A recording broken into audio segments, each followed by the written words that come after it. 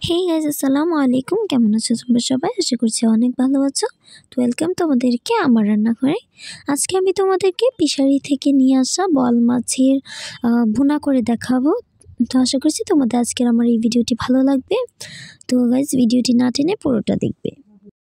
খুব কম সময়ে অল্প মশলা আজকে আমি তোমাদেরকে বোয়াল মাছের ভুনা করে দেখাবো।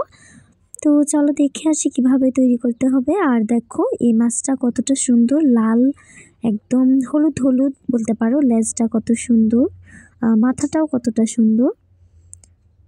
তো সেই জন্য এখানে আমি বোয়াল মাছ কেটে নিয়েছি, কেটে ভালো করে ধুয়ে নিয়েছি এরকম টুকরো করে। তো এখন আমি মাছটাতে কিছু মশলা অ্যাড করব।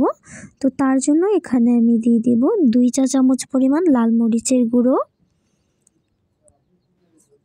দিয়ে দিব 2 চা চামচ পরিমাণ ধনিয়ার গুঁড়ো, তার সাথে দিয়ে দিব 2 চা চামচ না 1 চা চামচ আর কি, 1 চা চামচের মতো হলুদ গুঁড়ো। 1 চা চামচই দিয়েছি হলুদ গুঁড়ো, আর স্বাদ মতো লবণ। তো এখন সরাসরি চুলায় চলে যাব। চুলায় একটি কড়াই বসিয়ে দিয়েছি, এখন কড়াইটা গরম হওয়ার জন্য অপেক্ষা করব। কড়াই আমার গরম হয়ে গেছে, এখন আমি এখানে পরিমাণ মতো তেল দিয়ে দিব। খুব বেশিও দিব না, খুব কমও দিব না, মোটামুটি অনেকখানি তেলই আমি এখানে দিয়েছি। তেলটা গরম হওয়ার জন্য অপেক্ষা করছি। তো গাইস, তেলটা গরম হয়ে গেছে, এখন এতে আমি পেঁয়াজ কুচি দিয়ে দিয়েছি 1 কাপের মতো। এখন পেঁয়াজটাকে ভালো করে নেড়ে চেড়ে মিশিয়ে নিব।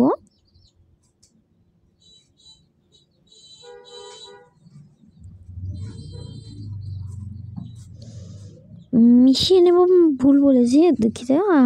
ভালো করে নেড়েছে আর কি, তোমাদের হালকা বাদামি করে ভেজে নেব। আর তোমাদেরকে অনেক অনেক ধন্যবাদ আমাকে সাপোর্ট করার জন্য। আমার চ্যানেলটা বেশি বেশি করে দেখবে, আমার ভিডিওগুলো না টেনে পুরোটা দেখার চেষ্টা করবে। আর যারা আমাকে অনেক সাপোর্ট করছো তাদেরকে অসংখ্য ধন্যবাদ।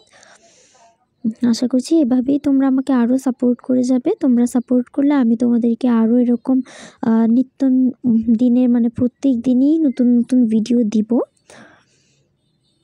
তো গাইজ, এখন আমার পেঁয়াজটা ভাজা হয়ে গিয়েছে। এখন এতে আমি দিয়ে দিব মশলা দিয়ে রাখা মাছটা। তোমরা চাইলে এটা মেখেও বসাতে পারো, আমি মেখে নিইনি, আমি এরকম করেই নিয়েছি। তো এখন এটাকে তেলের সাথে ভালো করে মিশিয়ে নিতে হবে। ও হ্যাঁ, তার সাথে অল্প একটু পানি কিন্তু অবশ্যই দিতে হবে, নয়তো মশলাটা একদমই পুড়ে যাবে। আর অবশ্যই জানো যে মশলাটা পুড়ে গেলে কিন্তু তেতো হয়ে যাবে। তো এখানে আমি পানি দিয়ে এটাকে ভালো করে হালকা কষিয়ে নিব। বেশি কষানো কি বলবো, একটু কিছুক্ষণ ঢেকে রাখবো।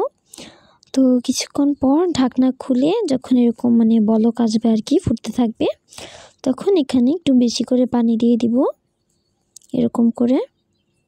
এখন পানিটা দিয়ে অল্প নেড়ে চেড়ে তারপর এটাকে ঢেকে দিয়ে কিছুক্ষণ জাল করে নিব। জাল করে নেওয়ার পরে এটাকে সার্ভ করে নিলেই তৈরি হয়ে যাবে আমাদের অনেক অনেক টেস্টি বোয়াল মাছের ভুনা। আর অবশ্যই নামানোর আগে কয়েকটা কাঁচামরিচ মাঝখানে চিড়ে দিয়ে দিয়েছি। এখন সার্ভ করে ফেলবো। তো এই তো এখন আমি এটাকে ভালো করে ঢেলে নিচ্ছি। তো গাইস, কেমন লাগলো তোমাদের আজকে আমার এই ভিডিওটা? আশা করছি অনেক ভালো লেগেছে। ভালো লাগলে অবশ্যই like, comment, share and subscribe করে পাশে থাকবে। যেভাবে সাপোর্ট করছো আশা করি তোমরা ঠিক একইভাবে আমাকে সাপোর্ট করে যাবে। আর এই মাছটা অবশ্যই তোমরা বাসায় ট্রাই করে দেখবে। এই মাছের ভুনাটা এত কম মশলায় আমি তোমাদেরকে এরকম একটা রেসিপি দেখিয়েছি। আশা করছি তোমাদের ভালো লাগবে। কম মশলায় এভাবে তৈরি করে খাবে, অনেক ভালো লাগবে। তো গাইস, ধন্যবাদ তোমাদেরকে আজকে আমার এই ভিডিওটা পুরোটা না টেনে দেখার জন্য। তো গাইস, খুদা হাফেজ।